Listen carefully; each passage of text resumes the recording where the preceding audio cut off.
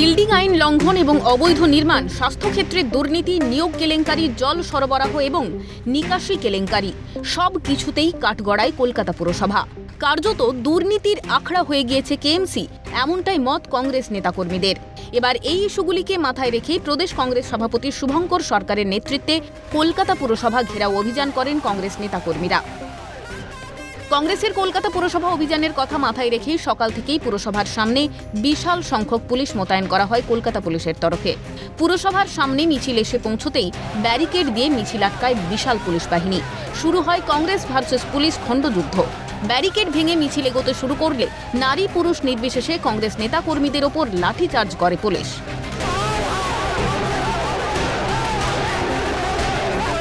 এখানে আটকাচ্ছে, লজ্জা উচিত। আরে কমিশনার কোথায়, মিউনিসিপাল কমিশনার কোথায়, সেক্রেটারি কোথায়, কোথায় গেছে? সব বেড়াতে গেছে। হ্যাঁ, এখানে কংগ্রেস এসছে মানুষের কথা বলতে, কেন আটকাচ্ছে না? এখানে আমাদের বোনকে দাঁড় করিয়েছে, দেখুন সব বোনেদের দাঁড় করিয়ে দিয়েছে যাতে আমরা ঢুকতে না পারি। কি হচ্ছে এগুলো? কি হচ্ছে এখানে? আমরা জিজ্ঞেস করতে এসছি, কেন নেবে না ডেপুটেশন? ডেপুটেশন নিতে কিসের ভয়? কলকাতা মিউনিসিপাল কর্পোরেশনকে জিজ্ঞেস করতে হয়। আমরা ওখানে দাঁড়িয়েছিলাম, আমাদের নেতা বলেছে যে আমরা কাগজ জমা দিতে যাব ওখানে অফিসে, যখন পুলিশ যেতে দিল না।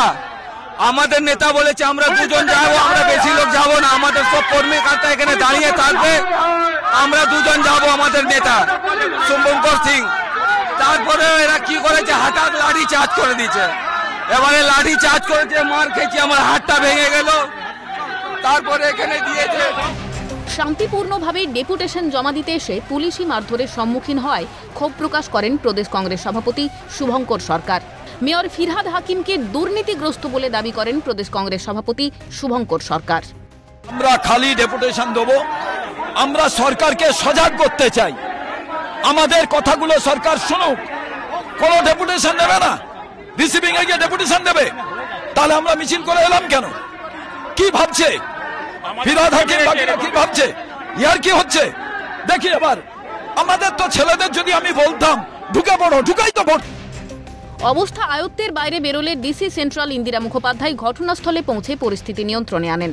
দুপক্ষের মধ্যে আলোচনার পর কংগ্রেসের একটি প্রতিনিধি দল ডেপুটি মেয়র অতীন ঘোষের কাছে ডেপুটেশন জমা দেন। ডেপুটেশন জমা দিয়ে বেরিয়ে কংগ্রেস নেতা আশুতোষ চট্টোপাধ্যায় জানান, ডেপুটি মেয়র সমস্ত বিষয় দেখার প্রতিশ্রুতি দেন, তবে দাবি দেওয়া না মিটলে ফের পুরসভা অভিযানের হুঁশিয়ারিও দেন তিনি। শুভঙ্কর সরকার প্রদেশ কংগ্রেস সভাপতির নির্দেশে আজকে ডেপুটেশন। এত টানাপোড়েনের ভেতরে কংগ্রেসের কর্মীরা মার খেলেন, পুলিশের হাতে আক্রান্ত হলেন। ডেপুটেশন নেওয়ার ছিল মেয়রে, আমরা অতীনবাবুর কাছে ডেপুটেশন দিলাম। আমাদের যে মূল দাবি, হেলে পড়া বাড়ি কলকাতাকে ম্যানহোলে ঢুকিয়ে দেওয়া হচ্ছে, এইসব নিয়ে আলোচনা করে আমরা বললাম এর একটা সমাধান সূত্র বার করুন। কলকাতাবাসী বিরক্ত এবং কাজ না করলে আমরা আবার আসবো ডেপুটেশন দিতে, চিন্তা করবে না, মানুষের জন্য কংগ্রেস লড়াই। উনি বললেন উনি খতিয়ে দেখছেন। কলকাতা পুরসভা কারো ব্যক্তিগত মালিকানাধীন নয়, যে কোনো দলের প্রতিনিধিরাই সেখানে তাদের অভিযোগ জানাতে পারেন। তবে তাদের কেন পুলিশি বাধার সম্মুখীন হতে হবে, উঠছে এই প্রশ্নটাই। ক্যামেরায় পুষ্পা দেবনাথের সঙ্গে খালিদ জামালের রিপোর্ট, ক্যালকাটা নিউজ।